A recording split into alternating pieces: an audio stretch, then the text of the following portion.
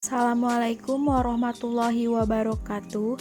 Kami dari mahasiswa Universitas Buana Perjuangan Karawang, program studi PGSD, kelas SD 17A, akan menampilkan materi tentang peran negara dalam pembangunan dalam konteks dunia ketiga, yang beranggotakan Alia Sofiatul Azkia, Syarifah Fauziah, dan saya sendiri Widi Dwi Khairani.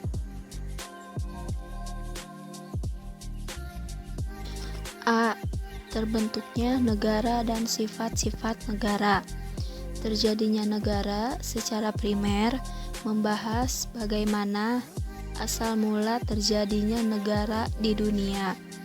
Menurut pandangan ini, untuk memenuhi kebutuhan hidupnya, manusia selalu membutuhkan bantuan manusia yang lainnya.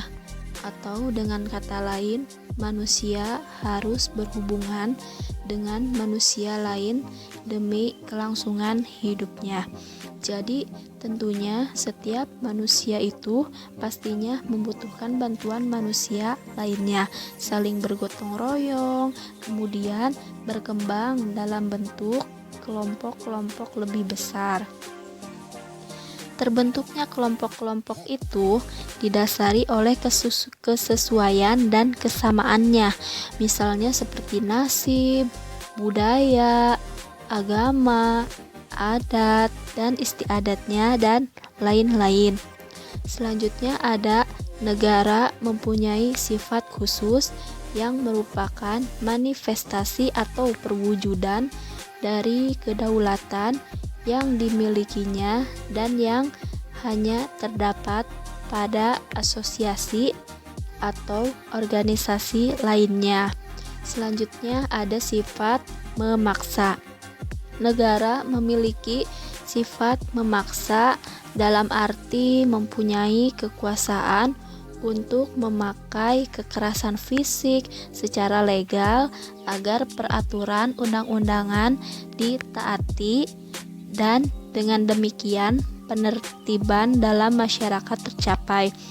Jadi kadang masyarakat itu melanggar atau mengabaikan peraturan perundang-undangan negara sehingga dalam masyarakat itu tidak ditaati dan tidak tertib. Jadi dengan adanya sifat memaksa memungkinkan masyarakat akan ditaati dalam peraturan perundang-undangan dan demikian tertibnya dalam masyarakat tersebut. Selanjutnya ada sifat monopoli. Negara mempunyai monopoli dalam menetapkan tujuan bersama dari masyarakat. Jadi tentunya tiap negara mempunyai sifat-sifatnya dalam negara. Dalam sifat monopoli ini, negara tersendiri mempunyai suatu tujuan dari masyarakat. Jadi kedepannya mau seperti apa, kayak visi misi lagi. B. Tujuan dan fungsi negara. Menurut Roger H. Soltau, mengemukakan tujuan negara ialah memungkinkan rakyatnya berkembang serta menyelenggarakan daya ciptanya sebebas mungkin.